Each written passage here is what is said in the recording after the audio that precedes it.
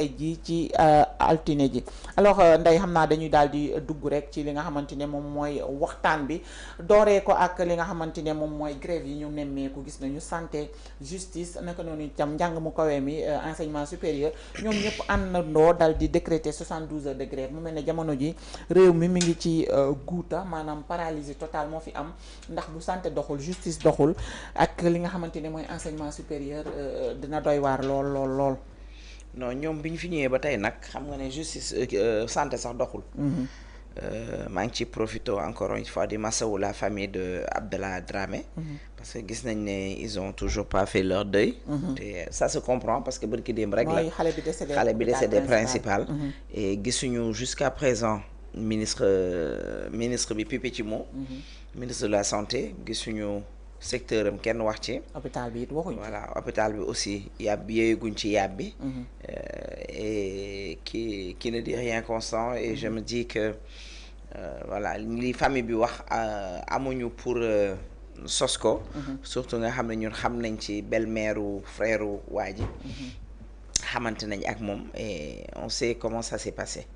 et jusqu'à présent yaayam ak yeneen gis nañ benn texte boo xam ne famille def nañ ko gis nañ ay vidéo yoo xam ne seen famille def nañ ko et jusqu'à présent gisuñu ministre bi wax ci ministre de la santé boo xam ne talu ko il préfère toog ne bu may recruter damay xool ba xam Pastef nga bokk wala bokkoo Pastef et ça n'a choqué personne la société civile peut-être seulement les politiques wala yenn sénégalais yi nga xam ne ils sont conscients ñooñu la choqué ñooñu ñoo ci wax voilà kon côté santé bi moom c'est pas demain la veille je pense pour mu mën a régler ci seen ñaxtu bi gis nañu aussi côté ministère même pour avant justice Abdourahmane Diouf ministère am aussi enseignement supérieur bi gis nañ ni mu yëngoo te li ci metti mooy dafa tombeek nag ay examen am je pense que ndeysaan xaw ma kan laa doon dégg muy def pour moom victoire la que année scolaire bi yëpp benn grève amul toute l'année scolaire te bon c'était pas vrai quoi mais bon da nga leen di dégg rek ñuy wax di def seen populisme ci plateau télé yi et c'est vraiment désolant pour suñu doom yi suñu sët yi suñu rakk yi war a dem def seen examen du ñu am kenn koo xam ne dina leen te boo amul ko mën a surveiller je pense que examen du am voilà je pense que loolu aussi war nañ ko gaaw lijjanti balaa ñu cee yegg ndax yàggatul dara nga ñëw ci justice muy greffier yi li leen naqari nee nañ waxtaanoon nañ ci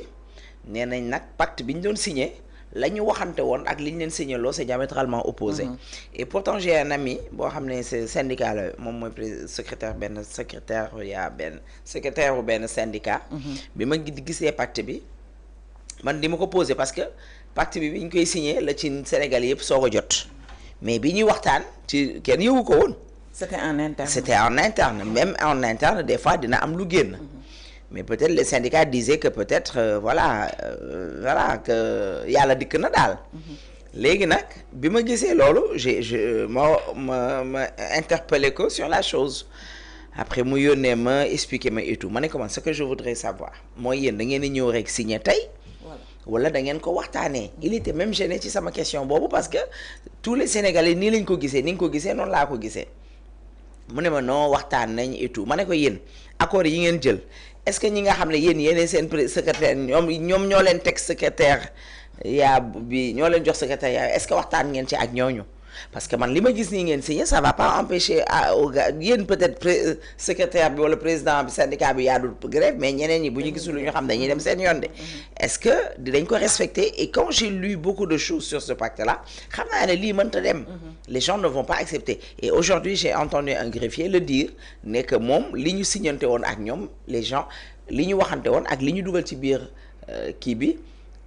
ci biir pacte bi c'était pas pareil. si je comprends bien dañu waxtaan ak secteur bi waxtaan ak syndicat. dañuy waxtaan ak waaw. ba tënk après ñu dem changer ko et là ça ñu rappelle quelque chose récemment. que loo xam ne dañ ko waxtaanee ci opposition bi la ñu waxanteeg ca dialogue ba ak la ñu conclure ak la ñu nettali du benn. et man yooyu yëpp bettu ma. Et c'est toujours du pareil au même. Et je vais même pas dire l'État, c'est le Pastef qui se répète et qui fait sa façon de faire. ils sont habitués des faits. Voilà. Alors je pense que dinañ ko lijjanti ci nu mu gën a gaawee parce que les greffiers en chef on en a besoin. ñoom ñoo nekk ci tey lu tey bu àtte amoon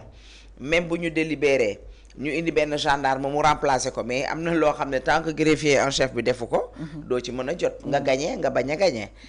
tey boo demee di ut casier judiciaire. y a le greffier en chef bi ci war a dugal loxoom. te fi ñu toll nii on en a vraiment besoin parce que je pense que suñu mbokk yi wala ñun ci ñi ci jàpp bëri na war nañ leen a mën a gis.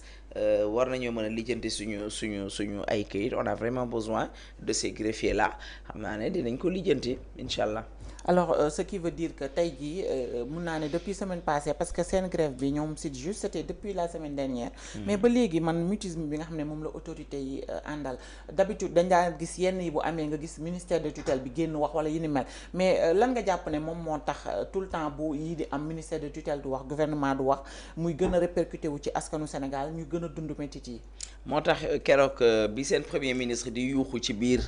biir assemblée ci biir. conseil des ministres. Ça m'a fait rire. parce que bu nekkee moom il y a un premier ministre boo xam ne xamul lu xew ci biir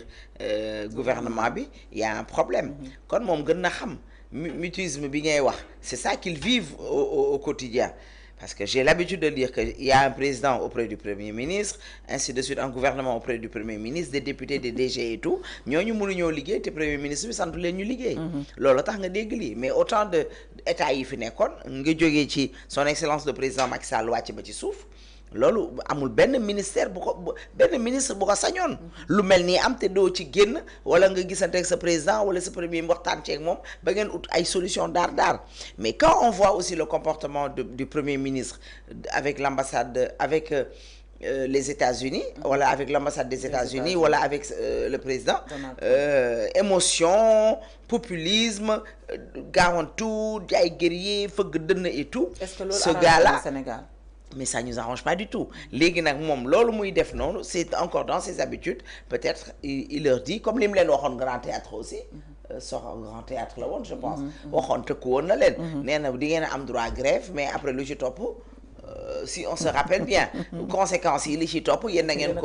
ko assumer waxoon na leen ko mais tout le monde a le droit de faire une grève syndicat bi da ngay nekk sa jëkkër jabar sax léeg-léeg nga xëy grève dëgg la léeg-léeg sax jigéen ñi grève ci biir waaw léeg-léeg nga grève ci biir néeg wala góor ñi bàyyi dañu wax góor ñi rek léeg-léeg ñu grève kon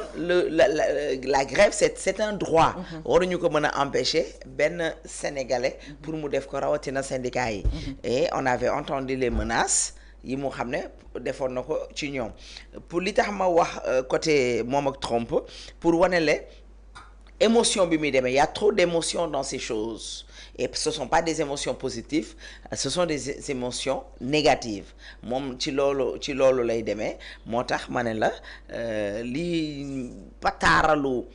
ministre yi je pense que c'est à la tête mooy que peut-être ils attendent la décision wala une proposition wala encore émotion du premier ministre voilà non ce sont des ministres yoo xam ne ils attendent parce que normalement effectivement biñ ko yàggee gis Abdourahmane Diouf moomu secteur am xam na ne waroon na koo faj bu yàgg wala waroon na cee wax yàgg na mais peut-être il attend l'aval de son premier ministre pour mën ci wax il ne travaille pas sans l'aval de leur premier ministre mais Ndeye Sow damay ñëw directement ci li nga xamante ne moom mooy demuk